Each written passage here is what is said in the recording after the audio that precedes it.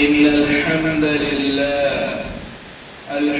لله نحمده ونستعينه ونستغفره ونعوذ بالله من شرور أنفسنا ومن سيئات أعمالنا من يهده الله فلا مضل له ومن يضلله فلا هادي له وأشهد أن لا إله إلا الله وحده لا شريك له وأشهد أن محمدًا عبده ورسوله أما بعد قال الله تبارك وتعالى في كلامه المجيد والفرقان الحميد أعوذ بالله من الشيطان الرجيم بسم الله الرحمن الرحيم يا أيها الذين آمنوا كتب عليكم الصيام كما كتب على الذين من قبلكم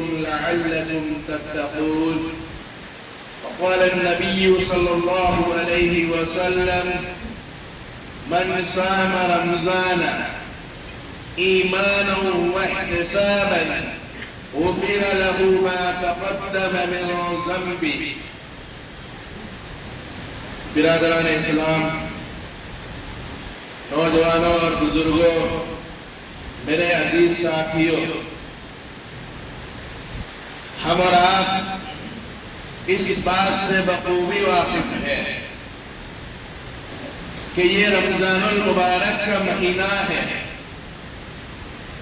اس مہینے کی اہمیت، اس مہینے کی فضیلت کا اندازہ ہمیں اس بات سے لگتا ہے، اس مہینے کی فضیلت کا پتہ ہمیں اس بات سے چلتا ہے کہ اللہ رب العزت اس مہینے کے اندر جب رمضان المبارک کا مہینہ آتا ہے تو جنت کے دروازے کھول دیتا ہے، آسمان میں رحمتوں کے دروازے کو کھول دیتا ہے، جنت کے دروازوں کو کھول کر جہنم کے دروازوں کو بند کر دیتا ہے۔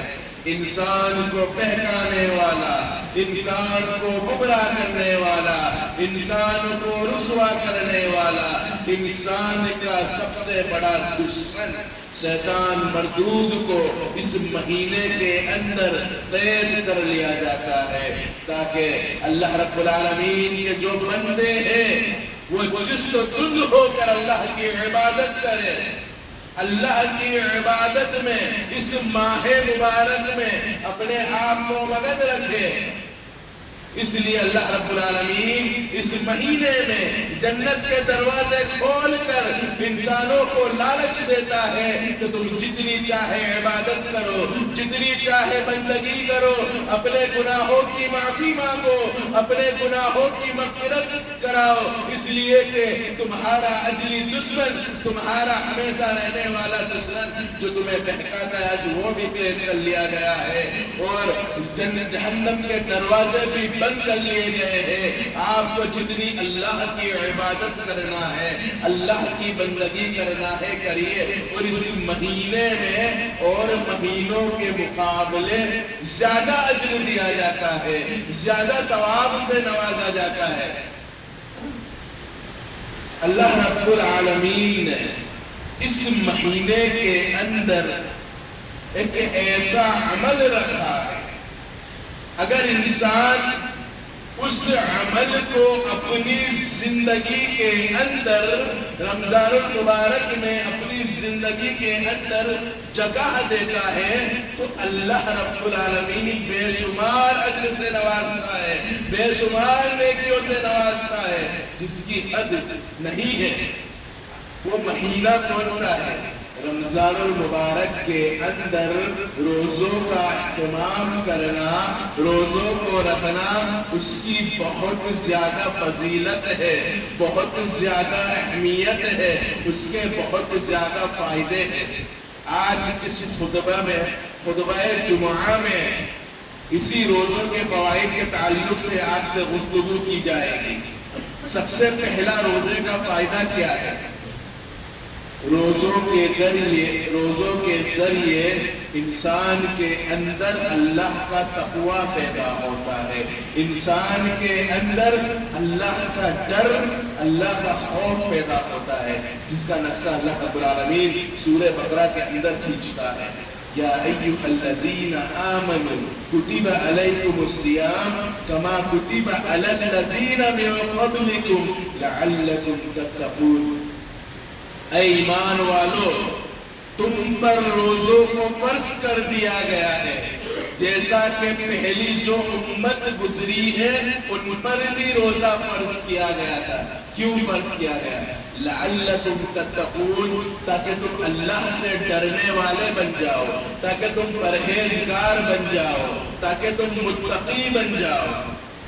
اس آیت کریمہ سے سب سے پہلی چیز ہمیں یہ معلوم ہوئی، ہر مومن مرد، ہر عقل مند مومن مسلم مرد پر، بالغ مرد پر روزہ واجب اور فرض ہے۔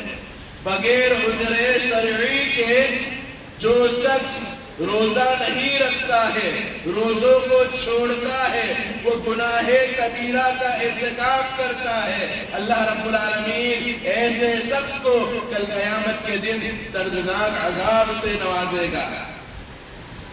ایک حدیث آپ کے سامنے پیش کرتا ہوں، آپ کو معلوم ہوگا کہ روزہ چھوڑنا کتنا بڑا گناہ ہے۔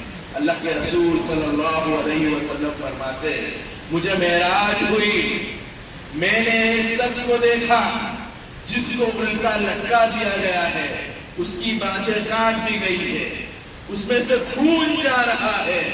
بانچیں یعنی پیر کا نچلا حصہ جو ہوتا ہے اس کو کاٹ دی گئی ہے۔ میں نے جبرائیل امین سے پوچھا یہ کون شخص ہے؟ جبرائیل امین نے فرمایا یہ وہ شخص ہے جو روزہ تو رکھتا تھا لیکن جان بوجھ کر روزوں کو توڑ دیا کرتا تھا، وقت سے پہلے روزہ افطار کر لیا کرتا تھا۔ سامعین کرام، اس حدیث سے ہمیں اندازہ لگانا چاہیے، ہمیں سوچنا چاہیے، ہمیں سمجھنا چاہیے جو شخص روزہ رکھ کر روزے کو توڑ رہا ہے اس کے لیے اتنا دردناک عذاب ہے۔ اب ذرا تصور کیجئے جو بالکل ہی روزہ نہیں رکھ رہا ہے، جان بوجھ کر روزے کا اہتمام نہیں کر رہا ہے، اس کے لیے اللہ رب العالمین نے کتنا سخت عذاب تیار کر کے رکھا ہے۔ اب ہمیں یہ دیکھنا ہے روزے کے ذریعے انسان کے اندر تقوی کیسے آتا ہے۔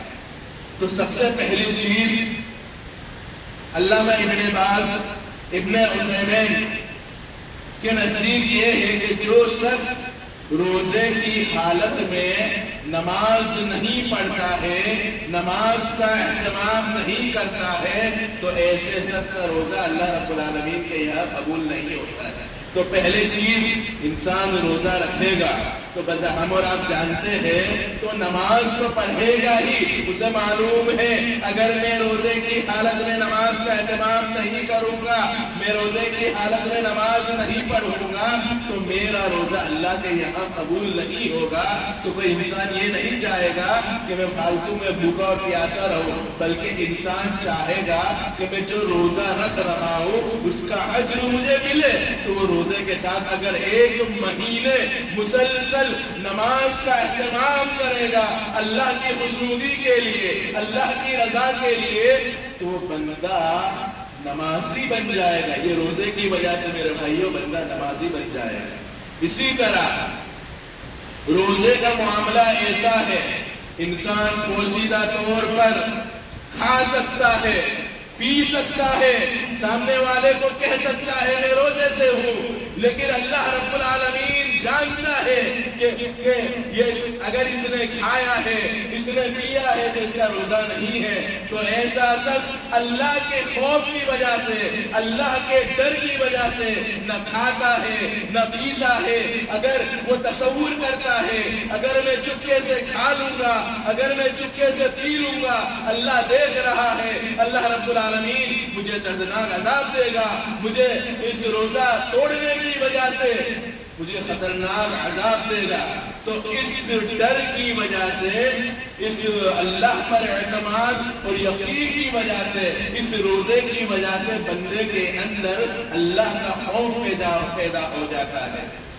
اسی طرح اس روزے کی وجہ سے انسان کے اخلاق بہترین ہوتے ہیں، انسان کی زبان کی اصلاح ہوتی ہے، انسان کے دلوں کی اصلاح ہوتی ہے۔ اس لیے کہ حدیث میں آتا ہے جو شخص، اللہ کے رسول فرماتے ہیں کہ جو شخص روزے کی حالت میں جھوٹ بولتا ہے، روزے کی حالت میں غلط بیانی کرتا ہے، روزے کی حالت میں فحش باتیں کرتا ہے، روزے کی حالت میں غیبت کرتا ہے، چغلی کرتا ہے، تو اللہ کے رسول کیا فرماتے ہیں؟ ایسے شخص کے روزے کی اللہ رب العالمین کو ضرورت نہیں ہے۔ ایسے شخص کا بھوکا رہنا، پیاسا رہنا، اللہ رب العالمین کو ایسے روزے کی ضرورت نہیں ہے۔ کہ انسان چاہے گا کہ بغیر اجر کے، بغیر ثواب کے روزہ رکھے، وہ لوگوں کی غیبت کرتا رہے، لوگوں کی برائیاں کرتا رہے،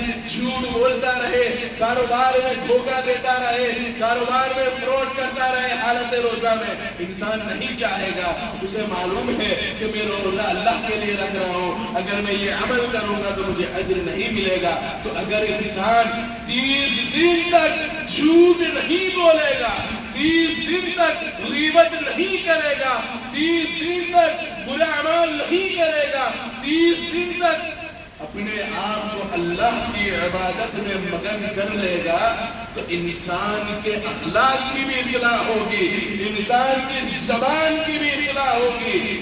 جو محفلوں میں غیبتیں ہو رہی ہے، جو مجلسوں میں چغلیاں ہو رہی ہے، وہ بھی ختم ہو جائے گی۔ تو اللہ رب العالمین اس روزے کے بدولت انسان کے اخلاق کو بہتر کرتا ہے۔ روزے کا دوسرا فائدہ کیا ہے؟ روزے کی وجہ سے اللہ رب العالمین گناہوں کی مغفرت کرتا ہے، جیسا کہ اللہ کے رسول صلی اللہ علیہ وسلم نے فرمایا، من صام رمضان ایمانا واحتسابا غفر له ما تقدم من ذنبه۔ جو شخص رمضان المبارک کے مہینے کا روزہ رکھتا ہے ایمان کی حالت میں، ثواب کی نیت سے، اللہ رب العالمین اس کے پچھلے سارے چھوٹے گناہوں کو معاف کر دیتا ہے۔ جو بندوں کے چھوٹے گناہ ہوتے ہیں، پچھلے رمضان سے پہلے جو پچھلے جتنے گناہ ہوتے ہیں، صرف روزے رکھنے کی وجہ سے اللہ رب العالمین اس کے سارے چھوٹے گناہوں کو معاف کر دیتا ہے۔ ہمیں کیا معلوم ہوا؟ روزے کا دوسرا فائدہ کیا ہے؟ رمضان المبارک کے مہینے میں روزہ رکھنے کی وجہ سے اللہ رب العالمین پچھلے سارے گناہوں کو معاف کر دیتا ہے۔ روزے کا تیسرا فائدہ، روزہ بندوں کے لیے ڈھال ہے، جیسا کہ اللہ کے رسول نے فرمایا، الصیام جنۃ، روزہ ڈھال ہے۔ کس چیز سے ڈھال ہے؟ ڈھال کا کام کیا ہوتا ہے؟ لڑائی میں ڈھال کا کیا کام ہوتا ہے؟ جنگ میں ڈھال انسان کی حفاظت کرتا ہے۔ ہم پر جو حملہ ہوتا ہے اس ڈھال کے ذریعے ہم اپنی حفاظت کرتے ہیں۔ ایسے ہی روزہ انسانوں کے لیے ڈھال ہے۔ کس چیز سے؟ روزے کی وجہ سے انسان اپنے آپ کو برے اعمال سے بچا لیتا ہے۔ روزے کی وجہ سے انسان اپنے آپ کو برائیوں سے بچا لیتا ہے۔ اس روزے کی وجہ سے انسان ہر ان اعمال سے اپنے آپ کو محفوظ کر لیتا ہے جس کی وجہ سے انسان کو جہنم تک لے جانے والا معاملہ ہوتا ہے۔ یعنی روزہ انسان کو جہنم میں لے جانے سے روکتا ہے۔ اس حدیث سے کیا معلوم ہوا؟ کہ روزہ انسان کو جہنم میں لے جانے والے اعمال سے روکتا ہے اور انسان کے لیے ڈھال بن کر کھڑا ہوتا ہے، محافظ بن کر کھڑا ہوتا ہے۔ یہ روزے کی اہمیت ہے، یہ روزے کی فضیلت ہے میرے بھائیو۔ اسی طرح ایک فائدہ کیا ہے؟ اللہ رب العالمین کل قیامت کے دن روزے داروں کا موسٹ ویلکم کرے گا۔ روزے داروں کے لیے جنت میں ایک الگ دروازہ بنائے گا۔ اس دروازے کے اندر روزے داروں کے علاوہ جنت میں کوئی داخل نہیں ہوگا۔ اللہ اکبر میرے بھائیوں، کتنی بڑی فضیلت ہے کہ اللہ رب العالمین اپنے اس بندے کی تعظیم کر رہا ہے محض اس لیے کہ میرا یہ بندہ میرے خاطر بھوکا